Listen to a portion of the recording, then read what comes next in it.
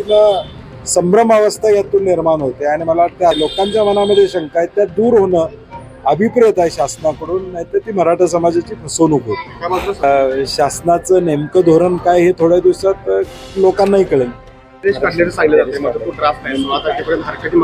मुख्यमंत्र्यांनी दिलेला शब्द पाळला असं वाटतं? नाही, मला वाटतं आता ह्यातल्या कायदेशीर बाबी तपासणं गरजेचं आहे, कारण की जी सरसकट आरक्षणाची मागणी होती ती नेमकी पूर्ण झाली आहे का, आणि यामधून 15 दिवसानंतर यामधून काय घडणार आहे हे महत्त्वाचं आहे। आणि म्हणून मला वाटतं हा एक वेगळ्या पद्धतीनं संभ्रम अवस्था यातून निर्माण होते आणि मला वाटतं आता आज सकाळपासून अनेक लोक त्याच्यावर प्रतिक्रिया देत आहेत की यातून खरं काय, पण ही अधिसूचना मराठा समाजापुरती मर्यादित आहे का अजून ती त्याचा विस्तार केलेला आहे, ह्या सगळ्याचा खुलासा मला वाटतं शासनाकडून आज उद्या होईल, कारण की यावर मुख्यमंत्री महोदयांनी विधान केलं परंतु दोन्ही उपमुख्यमंत्र्यांचं विधान कुठंच आम्हाला अजून ऐकायला मिळत नाही।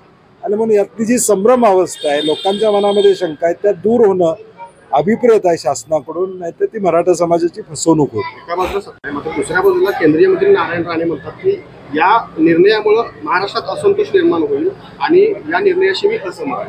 नाही, म्हणूनच मी म्हणतोय ना की आता भुजबळ साहेब जर मुख्यमंत्री राज्याचे निर्णय घेतात, भुजबळ साहेब एक वेगळ्या पद्धतीनं त्यांचं बोलणं त्या ठिकाणी चालू आहे, अनेक लोक खाजगीत वेगळ्या पद्धतीने बोलतात आणि म्हणून मला वाटतं मराठा समाजाबद्दलची जी अधिसूचना केलेली आहे त्याची कायदेशीर बाब, त्यातली सत्यता ही वस्तुस्थिती लोकांच्या समोर आणली गेली पाहिजे असं आमचं मत आहे, कारण की 15 दिवसानंतर काय होणार आहे हे महत्त्वाचं आहे यात।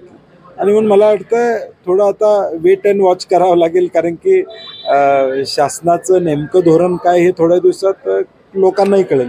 खरं तर तेलंगणामध्ये काँग्रेसनं आश्वासन मुख्यमंत्र्यांनी जातीनिहाय जनगणनाची सूचना दिलेली आहे असं म्हटलं जात आहे। महाराष्ट्रामध्ये ही सगळी आरक्षणाची जी प्रोसेस आहे ती कॉम्प्लेक्स झालेली आहे, जातीनिहाय जनगणना झाली तर महाराष्ट्रात त्याचा फायदा। मला वाटते देशामध्येच राहुल गांधीजीने जातनिहाय जनगणना करावी अशी मागणी केलेली, काँग्रेस पक्षानेही केलेली, आणि म्हणून ह्या जे अल्टिमेट सोल्युशन काय यातलं ही जनगणना करणं हा एक पहिला टप्पा त्या ठिकाणी असणार आहे। सुप्रीम कोर्टामध्ये जे पूर्वीचं आरक्षण होतं ते टिकवण्याच्या दृष्टीनं काही शासनाकडून प्रयत्न होणार आहेत काय, तो प्रयत्न होणं अभिप्रेत त्या ठिकाणी असणार आहे।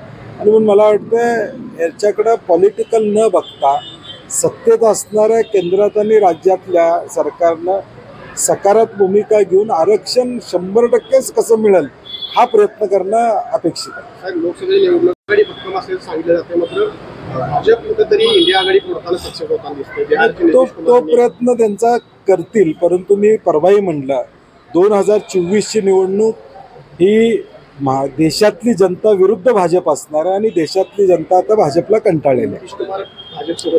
नाही, आता ममता बॅनर्जींनी सांगितलेलं त्याचा काही परिणाम होणार नाही आणि वरिष्ठ पातळीवरचा हा विषय आहे, मी त्याच्यावर प्रतिक्रिया करणं संयुक्त